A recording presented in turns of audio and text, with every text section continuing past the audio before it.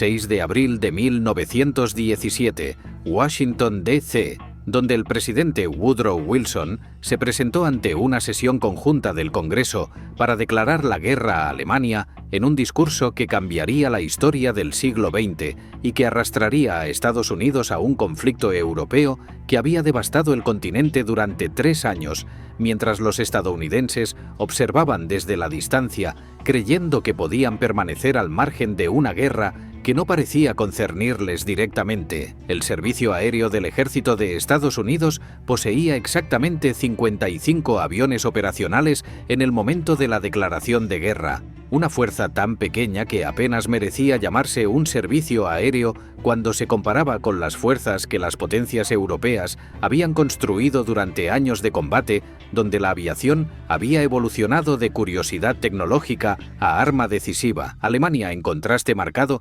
desplegaba más de 2.500 aviones de guerra tripulados por pilotos que habían acumulado años de experiencia de combate y equipados con tecnología que había sido refinada a través de la brutal selección natural del campo de batalla, donde los diseños defectuosos desaparecían junto con los pilotos que los volaban.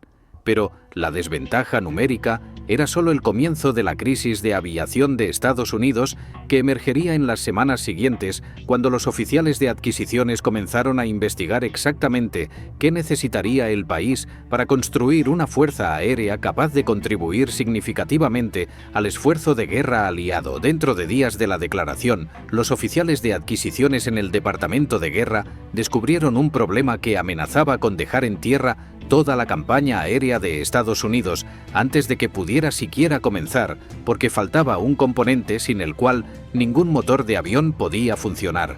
Cada motor de avión requería bujías para funcionar, porque los motores de combustión interna dependen de una chispa eléctrica para encender la mezcla de combustible y aire que produce la explosión controlada que impulsa los pistones que hacen girar las hélices que mantienen los aviones en el aire. No cualquier bujía servía para aplicaciones de aviación. Se necesitaban bujías de alto rendimiento capaces de sobrevivir las temperaturas extremas y las presiones dentro de los motores de aviones que operaban bajo condiciones mucho más demandantes que los motores de automóviles que la mayoría de los fabricantes estadounidenses conocían.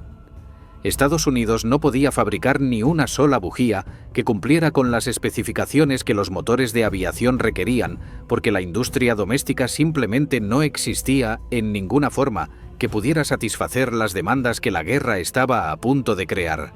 Cada bujía en Estados Unidos venía de una única fuente que ahora se había convertido en inaccesible por razones obvias que nadie había contemplado cuando la dependencia se desarrolló durante los años de paz que precedieron al conflicto. Robert Bosch, GmbH, en Stuttgart, Alemania. Ahora una nación enemiga cuyas exportaciones estaban bloqueadas y cuyos productos ya no podían cruzar el Atlántico hacia puertos estadounidenses que estaban siendo vigilados por submarinos alemanes que hundían cualquier barco que intentara comerciar con los aliados. Bosch había dominado la producción global de bujías desde que el ingeniero Gottlob Honnold inventó la primera bujía de alta tensión comercialmente viable en 1902, un diseño que había establecido el estándar mundial que todos los demás fabricantes intentaban imitar sin lograr igualar. Su diseño, usando aisladores de porcelana y electrodos maquinados con precisión, se había convertido en el estándar mundial porque funcionaba mejor que cualquier alternativa que los competidores pudieran ofrecer y porque Bosch había refinado los procesos de fabricación hasta alcanzar niveles de calidad que nadie más podía replicar. Las patentes eran alemanas, protegiendo los diseños de manera que los fabricantes de otros países no podían legalmente copiar las innovaciones que hacían las bujías Bosch superiores a todo lo demás disponible en el mercado. La experiencia de fabricación era alemana, concentrada en fábricas que habían perfeccionado técnicas durante más de una década de producción continua, que había acumulado conocimiento que no podía ser transferido simplemente leyendo las patentes. La cadena de suministro era alemana, dependiendo de materiales y componentes que solo los proveedores alemanes podían suministrar en las calidades y cantidades que la producción de bujías de precisión requería. y a partir del 6 de abril de 1917, ese suministro había desaparecido completamente, dejando a Estados Unidos sin acceso a un componente sin el cual ningún motor de avión podía funcionar y sin el cual ninguna fuerza aérea podía ser construida, sin importar cuántos aviones las fábricas produjeran. Esta es la historia documentada de cómo un campeón ciclista francés, convertido en inventor trabajando en un taller de Toledo, Ohio, resolvió un problema que los ingenieros alemanes creían que poseían en exclusiva porque nadie más había logrado desarrollar la tecnología necesaria para competir con el dominio que Bosch había establecido durante 15 años de liderazgo tecnológico, creando núcleos de bujías de cerámica que podían soportar temperaturas que excedían los 1093 grados Celsius sin degradarse y produciéndolos por millones en menos de 18 meses, cuando los expertos habían calculado que tomaría años desarrollar la capacidad de fabricación necesaria para igualar lo que Alemania había construido durante décadas. Albert Champion, nacido en París en 1878, nunca tuvo la intención de revolucionar los sistemas de encendido automotriz cuando era joven, porque su primer amor era las bicicletas y la velocidad que podían proporcionar a alguien con las piernas fuertes y la determinación de un competidor nato. Como mensajero adolescente para un fabricante francés de bicicletas, la velocidad natural de Champion llamó la atención de su empleador, que reconoció en él el potencial de un corredor que podía traer prestigio a la marca si era patrocinado en las carreras que estaban capturando la imaginación del público francés. Comenzaron a patrocinarlo en carreras donde su talento natural y su determinación feroz lo llevaron rápidamente a las filas de los mejores corredores de Francia, donde las carreras de bicicletas eran seguidas con la pasión que otros países reservaban para el fútbol o el boxeo. Para sus primeros 20 años, Champion se había convertido exactamente en lo que su nombre sugería: un campeón ciclista que ganaba carreras a través de Francia, incluyendo la prestigiosa París-Roubaix en 1899, una de las carreras más brutales del calendario francés, que separaba a los verdaderos campeones de aquellos que solo aspiraban a serlo. Pero las carreras de bicicletas en la década de 1890 estaban evolucionando de maneras que atraían a corredores que buscaban velocidades que las bicicletas solas no podían proporcionar sin ayuda mecánica que empujara los límites de lo que era humanamente posible. El motor pacing se volvió popular, con ciclistas corriendo detrás de motocicletas que creaban corrientes aerodinámicas en las que los ciclistas podían refugiarse, permitiendo velocidades que excedían los 96 km por hora, que habrían sido imposibles para un ciclista pedaleando solo contra la resistencia del aire. Champion sobresalió en este deporte peligroso, donde la línea entre la victoria y la catástrofe era delgada como el neumático de una bicicleta de carreras y donde cualquier error del piloto de la motocicleta o del ciclista que lo seguía podía resultar en accidentes a velocidades que dejaban poco margen para sobrevivir sin lesiones graves. Hasta 1903, cuando el desastre golpeó durante una carrera en Brighton Beach, en Brooklyn, Nueva York, donde Champion estaba compitiendo en el circuito estadounidense que pagaba bien a los corredores europeos que traían prestigio internacional a las carreras estadounidenses. Su Pacer de motocicleta se estrelló frente a él sin advertencia. Champion, incapaz de evitar el accidente a la alta velocidad que llevaba, sufrió una fractura compuesta de fémur que destrozó el hueso de maneras que la medicina de la época apenas podía tratar y que dejarían secuelas permanentes. La lesión fue catastrófica, no solo por el dolor y el tiempo de recuperación, sino por las consecuencias permanentes que tendría para su capacidad de competir. Una pierna terminó siendo 5 centímetros más corta que la otra, después de que los huesos sanaron de maneras que los cirujanos no pudieron corregir completamente. Su carrera de carreras había terminado a los 25 años de edad, cuando debería haber estado entrando en sus mejores años como competidor y cuando el dinero y la fama que las carreras proporcionaban parecían estar al alcance de su mano, si no hubiera sido por el accidente que cambió todo. Mientras se recuperaba en Francia, donde había regresado para sanar entre familia y amigos que podían cuidarlo durante los meses de rehabilitación que necesitaría, Champion decidió entrar en la industria del automóvil que estaba emergiendo como la próxima revolución en transporte personal.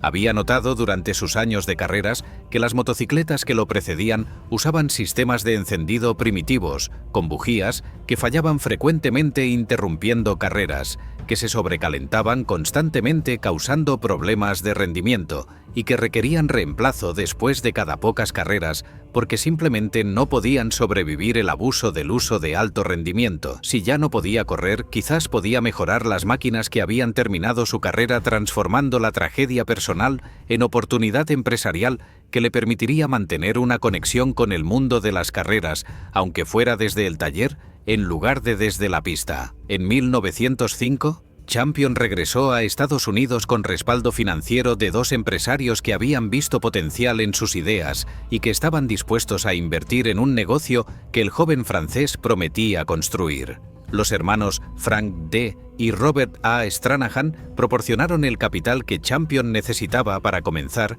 y juntos establecieron la Albert Champion Company en el South End de Boston, en el histórico edificio Ciclorama, que se convertiría en la cuna de la industria estadounidense de bujías. Inicialmente, Champion importaba piezas eléctricas francesas, magnetos y componentes de compañías europeas como Newport, porque la industria estadounidense simplemente no fabricaba los componentes de calidad que sus productos requerían y porque las conexiones que había mantenido en Francia le daban acceso a suministros que otros fabricantes estadounidenses no podían obtener. Pero para 1907 estaba fabricando algo revolucionario que ningún fabricante estadounidense había logrado producir con la calidad necesaria para aplicaciones de alto rendimiento. Las primeras bujías fabricadas en Estados Unidos usando aisladores de cerámica que funcionaban mejor que cualquier cosa disponible en el mercado estadounidense. Lo que hacía a las bujías Champion diferentes y superiores a todo lo demás disponible era el material del aislador, el componente crítico que separaba el electrodo central que porta la corriente eléctrica de la carcasa metálica que debe permanecer conectada a tierra para que la chispa salte correctamente. Antes de Champion, la mayoría de los fabricantes estadounidenses de bujías usaban mica, láminas minerales comprimidas que eran baratas y fáciles de trabajar, o porcelana cruda para el aislamiento que era mejor que la mica, pero que todavía tenía limitaciones significativas que afectaban el rendimiento bajo condiciones demandantes.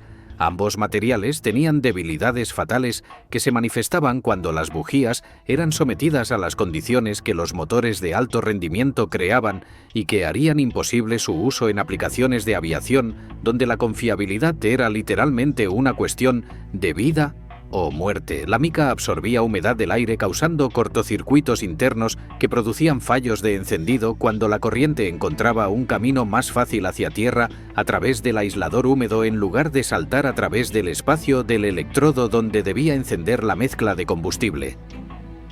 La porcelana se agrietaba bajo el choque térmico cuando los motores ciclaban entre combustión rica y pobre, creando cambios de temperatura que expandían y contraían el material a velocidades que excedían su capacidad de adaptarse sin fracturarse. Champion importó una arcilla especial de Francia que tenía propiedades que las arcillas estadounidenses no poseían y desarrolló un proceso de cocción en horno que creaba aisladores de cerámica muy superiores a cualquier cosa que los competidores estadounidenses pudieran producir usando materiales y métodos disponibles localmente.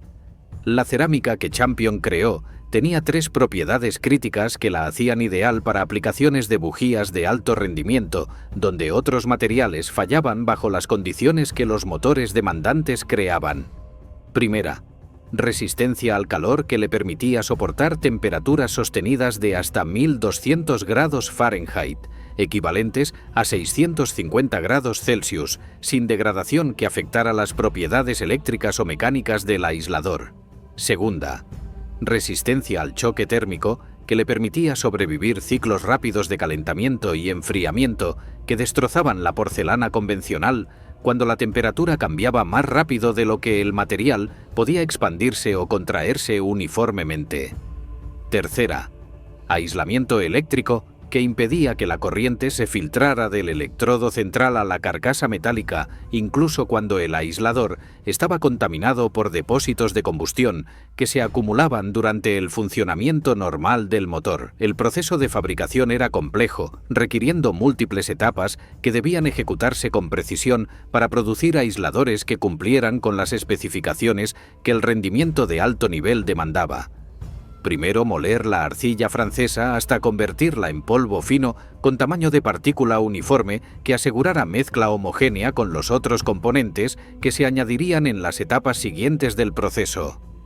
Luego mezclar con agua y agentes aglutinantes que permitieran formar la pasta que sería moldeada en la forma del aislador antes de que el material fuera endurecido permanentemente por el calor del horno. Después, extruir a través de dados de acero para formar la forma del aislador, con las dimensiones precisas que permitirían ensamblarlo con los otros componentes de la bujía después de que el proceso de cocción estuviera completo. Cocción de bisque a 1000 grados Celsius, para endurecer el material parcialmente eliminando la humedad y comenzando las reacciones químicas que transformarían la arcilla en cerámica. Aplicar esmalte que sellara la superficie del aislador, protegiéndolo contra la absorción de humedad y los contaminantes que podrían afectar sus propiedades aislantes durante el uso. Cocción final a 1300 grados Celsius para completar las reacciones químicas que creaban la estructura cristalina que daba a la cerámica sus propiedades superiores de resistencia térmica y aislamiento eléctrico. Finalmente, rectificar a dimensiones precisas que aseguraran que cada aislador encajara perfectamente con los otros componentes de la bujía, sin espacios que pudieran permitir fugas de presión o desalineación de los electrodos. Cada paso requería experiencia que tomaba años desarrollar porque los parámetros exactos de temperatura, tiempo y composición determinaban si el producto final tendría las propiedades necesarias o sería defectuoso de maneras que solo se manifestarían cuando fallara en el campo. Champion tenía esa experiencia acumulada a través de años de experimentación y refinamiento. Sus competidores no la tenían y no podían adquirirla simplemente leyendo descripciones del proceso o examinando productos terminados que no revelaban los secretos de su fabricación. Para 1908, las bujías Champion estaban ganando reconocimiento en el mercado estadounidense, que comenzaba a apreciar la diferencia entre productos que funcionaban y productos que fallaban cuando más se los necesitaba. Ese año, William C. Durant, fundador de General Motors y uno de los hombres más influyentes en la industria automotriz estadounidense, se acercó a Champion con una proposición que cambiaría el curso de su carrera empresarial. Reubicarse a Flint, Michigan, y fabricar bujías exclusivamente para Buick, que Durant poseía como parte del imperio automotriz que estaba construyendo mediante adquisiciones agresivas de fabricantes de automóviles que veía potencial en consolidar. Champion aceptó la proposición porque representaba seguridad financiera y acceso garantizado a un mercado enorme que Buick representaba como uno de los fabricantes de automóviles más grandes de Estados Unidos.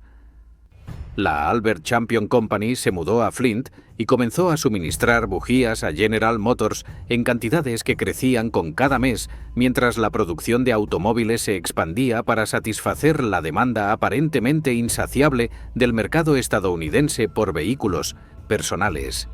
Pero había un problema que emergería como una complicación que Champion no había anticipado cuando aceptó la asociación con Durant y cuando decidió reubicar su empresa a Michigan.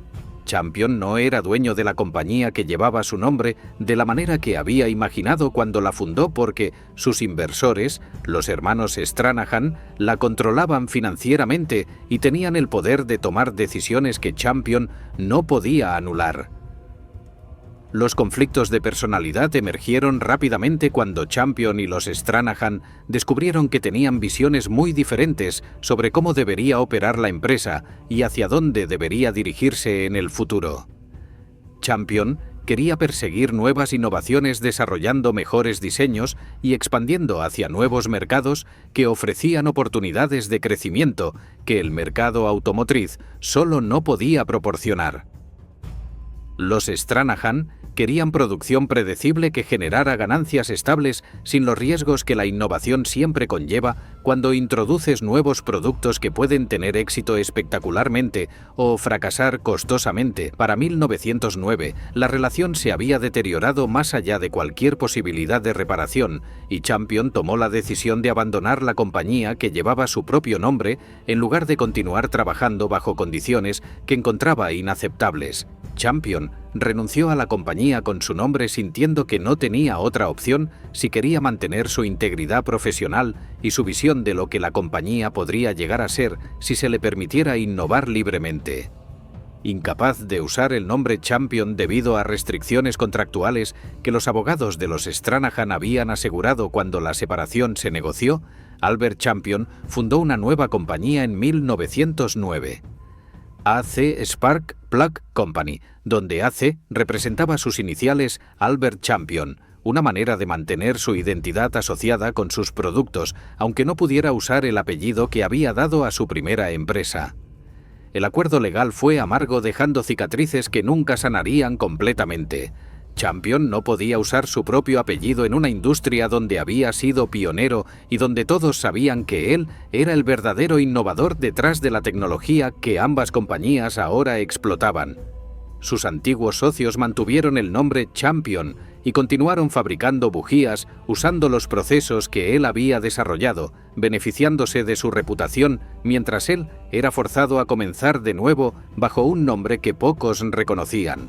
Dos compañías competidoras, ambas basadas en las innovaciones de Champion, ambas reclamando su legado, aunque solo una tenía su participación activa, y aunque solo una continuaría innovando de las maneras que él había imaginado cuando fundó la empresa original.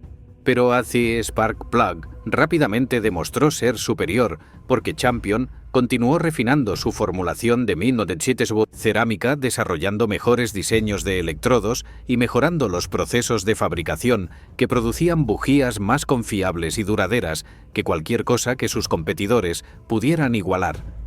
Cuando Charles Lindbergh hizo su histórico vuelo transatlántico en solitario en mayo de 1927, cruzando el Atlántico en un avión monomotor que dependía absolutamente de la confiabilidad de cada componente para completar un viaje que la mayoría creía imposible, usó bujías AC y públicamente alabó su confiabilidad en materiales promocionales que aumentaron las ventas dramáticamente. La Albert Champion Company original eventualmente se convirtió en Champion Spark Plug Company después de reorganización, operando independientemente de Champion mismo, que no tenía participación en la empresa que llevaba su apellido y que se beneficiaba de su reputación sin compensarlo de ninguna manera. Esta confusa historia de dos marcas importantes de bujías, ambas descendientes del mismo inventor inmigrante francés, habría permanecido como una nota interesante en la historia automotriz, excepto por una cosa que cambió todo. Cuando la Primera Guerra Mundial comenzó en Europa en 1914, ambas compañías todavía eran operaciones de pequeña escala que producían cantidades modestas para mercados que todavía eran pequeños comparados con lo que vendrían en las décadas siguientes. Ninguna podía suministrar las cantidades que Estados Unidos necesitaría si alguna vez entraba en la guerra y si alguna vez decidía construir la fuerza aérea que competir con las potencias europeas requeriría. El 29 de mayo de 1917, apenas 7 semanas después de que se declarara la guerra, dos ingenieros se registraron en el Hotel Willard en Washington, D.C. para una reunión que cambiaría la historia de la aviación estadounidense. Jesse J. Vincent de Packard Motor Company y Elbert J. Hall de Hall Scott Motor Company habían sido convocados por la Junta de Producción de Aeronaves, que les había dado una tarea que parecía imposible de completar en el tiempo disponible: diseñar un nuevo motor de avión desde cero que pudiera ser producido en masa por múltiples fabricantes usando componentes intercambiables y que pudiera propulsar la Fuerza Aérea Planificada de Estados Unidos cuando estuviera lista para desplegarse en el frente europeo. Tenían una semana para completar un trabajo que normalmente tomaría meses de diseño, pruebas y refinamiento antes de que un motor estuviera listo para producción. Durante 5 días, Vincent y Hall trabajaron sin descanso combinando características probadas de motores Packard y Hall-Scott con elementos de motores Mercedes alemanes capturados que habían sido enviados a Estados Unidos para estudio y análisis. El 4 de junio emergieron con dibujos completos para lo que se convertiría en el Liberty L12, un motor V12 refrigerado por agua que producía 400 caballos de fuerza y que estaba diseñado específicamente para fabricación en masa, usando técnicas que múltiples fabricantes podían implementar.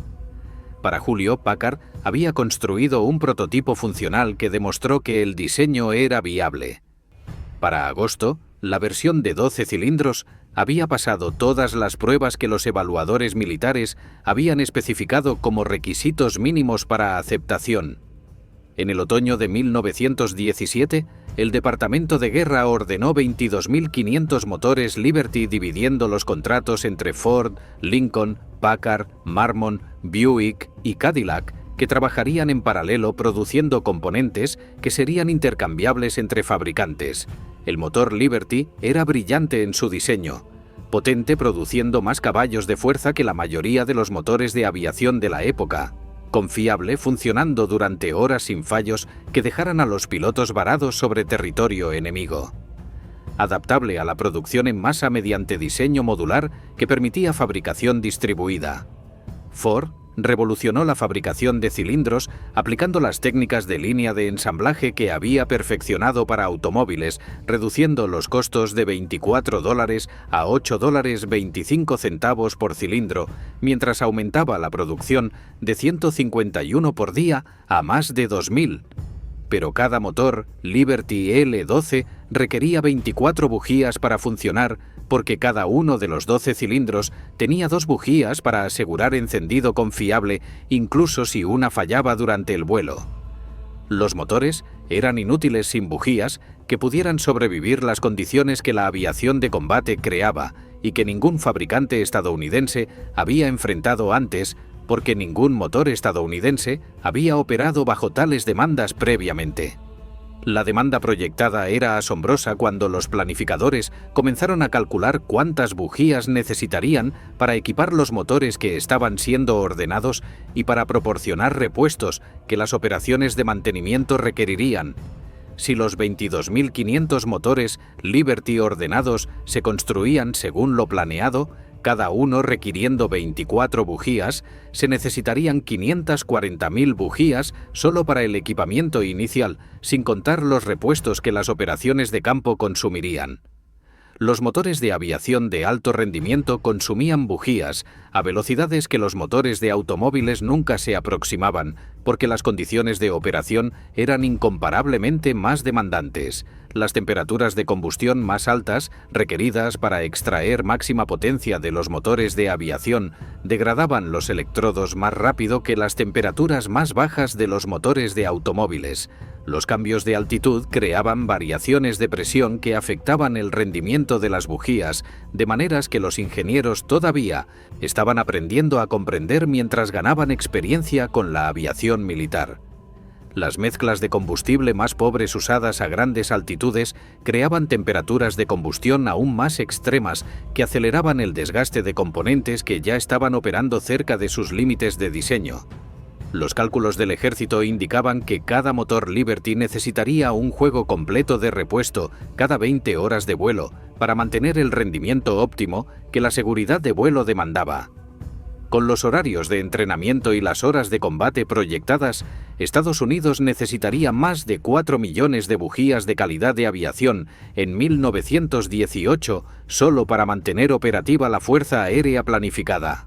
En abril de 1917, la capacidad total de producción de bujías de Estados Unidos para todas las aplicaciones, automotriz, marina, industrial, era menos de 1 millón de unidades anuales y la mayoría de esas bujías eran inadecuadas para uso de aviación. La brecha entre la demanda militar y la capacidad de producción era enorme, aparentemente imposible de cerrar en el tiempo disponible antes de que los motores comenzaran a salir de las líneas de ensamblaje necesitando bujías que no existían. Albert Champion, ahora operando AC Spark Plug, en Flint, Michigan, recibió la llamada que cambiaría su vida profesional por segunda vez cuando los oficiales de adquisiciones del ejército contactaron a todos los fabricantes de bujías en Estados Unidos explicando la crisis que enfrentaban.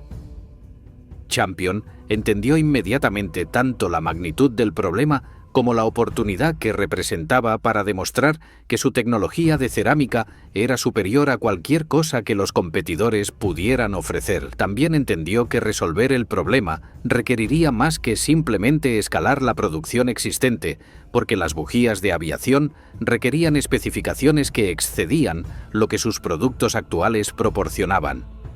Los motores de aviación operaban a temperaturas más altas que requerían cerámicas más resistentes. Las presiones eran más extremas, demandando construcción más robusta. La confiabilidad debía ser absoluta porque las fallas en el aire eran fatales, de maneras que las fallas en tierra no lo eran. Champion se encerró en su laboratorio con su equipo de ingenieros más talentosos, determinado a desarrollar una bujía que excediera las especificaciones del ejército en cada dimensión medible y que establecería nuevos estándares para lo que era posible en tecnología de bujías. El resultado fue una bujía completamente rediseñada que incorporaba todo lo que Champion había aprendido durante una década de refinamiento de su tecnología de cerámica, más innovaciones completamente nuevas que emergieron de las demandas específicas de la aplicación de aviación. El aislador usaba una formulación de cerámica basada en alúmina que podía soportar temperaturas de 2000 grados Fahrenheit, más de 1093 grados Celsius, significativamente más alto que los 1200 grados que sus diseños anteriores toleraban. La construcción de una sola pieza eliminaba las uniones entre componentes que eran puntos débiles en el diseño Bosch, de 3 piezas que era el estándar mundial, eliminando lugares donde las grietas podían formarse y propagarse bajo estrés térmico. Los electrodos incorporaban núcleos de cobre para mejor disipación del calor que extendía la vida útil al prevenir la acumulación de temperaturas que causaban erosión acelerada del metal del electrodo. El diseño autolimpiante aseguraba que el aislador corriera lo suficientemente caliente para quemar los depósitos de carbón que de otra manera causarían cortocircuitos, pero no tan caliente que causara preignición que dañaría el motor. Para producir estas bujías en las cantidades que el ejército necesitaba, Champion tuvo que transformar completamente sus operaciones de fabricación, expandiendo capacidad de maneras que habrían sido impensables meses antes, cuando la empresa todavía era una operación relativamente pequeña. Nuevas instalaciones de producción fueron construidas a velocidad de guerra con edificios levantándose en semanas en lugar de los meses que la construcción normal requeriría, porque cada día de retraso significaba más motores, esperando bujías que no podían ser instaladas. Trabajadores fueron entrenados en procesos que tomaban años dominar bajo condiciones normales, pero que ahora tenían que aprender en semanas, porque la alternativa era no tener trabajadores suficientes para operar las líneas de producción que se estaban instalando. Nuevos hornos fueron construidos e instalados para multiplicar la capacidad de cocción de cerámica, que era el cuello de botella más crítico en la producción, porque cada lote de aisladores requería horas de cocción a temperaturas precisas que no podían ser aceleradas sin comprometer la calidad. Proveedores de materias primas fueron identificados y contratados para suministrar arcilla, alúmina y otros materiales en cantidades que excedían lo que toda la industria había consumido previamente, porque la demanda militar eclipsaba todo lo que el mercado civil había requerido. Para finales de 1917, la producción había alcanzado 100.000 bujías mensuales, un aumento de 10 veces sobre la capacidad de antes de la guerra, pero todavía muy por debajo de lo que sería necesario para satisfacer la demanda proyectada para 1918. La expansión continuó a través del invierno y la primavera de 1918, mientras más líneas de producción entraban en operación y mientras los trabajadores ganaban experiencia que aumentaba la productividad con cada semana que pasaba. Para el verano de 1918, la producción había alcanzado 400.000 bujías mensuales, mientras la Fuerza Aérea estadounidense comenzaba a desplegarse en Francia en cantidades significativas que finalmente podían contribuir al esfuerzo de guerra aliado. Cuando el armisticio fue firmado el 11 de noviembre de 1918, terminando la guerra, Champion había producido 4.823.300 bujías de calidad de aviación en menos de 18 meses desde que la crisis fue identificada. 0 pérdidas de combate estadounidenses fueron atribuidas a fallas de bujías durante toda la Primera Guerra Mundial, un récord de confiabilidad que validó cada decisión que Champion había tomado durante el desarrollo y la producción en masa de sus bujías de aviación. La inteligencia de aviación alemana capturó bujías estadounidenses de aviones derribados y rápidamente reconoció su superioridad sobre los productos Bosch que los pilotos alemanes usaban en sus propios aviones.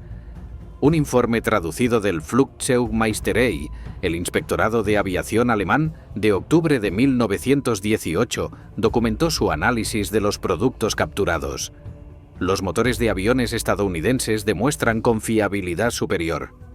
El interrogatorio de mecánicos capturados revela el uso de bujías de cerámica fabricadas por Champion Company, Toledo, Ohio. La construcción difiere significativamente del diseño Bosch. El aislador de una sola pieza elimina los puntos débiles presentes en la construcción Bosch de 3 piezas. La cerámica basada en alúmina muestra resistencia superior al choque térmico, comparada con nuestra porcelana. Se recomienda investigación inmediata para producción alemana. Sin embargo, la oración final del informe reveló el predicamento de Alemania que hacía imposible implementar las recomendaciones que los ingenieros habían hecho. La capacidad de fabricación no está disponible dadas las restricciones actuales de capacidad industrial. Para octubre de 1918, Alemania estaba perdiendo la guerra. Las fábricas Bosch habían sido objetivos de bombardeo de la RAF. Los trabajadores calificados habían sido reclutados para el frente. Los materiales eran escasos. Incluso si los ingenieros alemanes pudieran realizar ingeniería inversa de la formulación de cerámica de Champion, carecían de la capacidad industrial para fabricarla en las cantidades que serían necesarias. La ventana para alcanzar a los estadounidenses se había cerrado permanentemente. El país que había inventado la bujía comercial había sido superado por un inmigrante francés trabajando en Ohio que había transformado una crisis en oportunidad y que había demostrado que la industria estadounidense podía igualar y exceder cualquier tecnología en el mundo cuando la necesidad era lo suficientemente grande y cuando el ingeniero era lo suficientemente inteligente. Estados Unidos no tenía bujías en 1917. Dentro de 18 meses, tenía las mejores bujías del mundo, producidas en cantidades que Alemania nunca pudo igualar.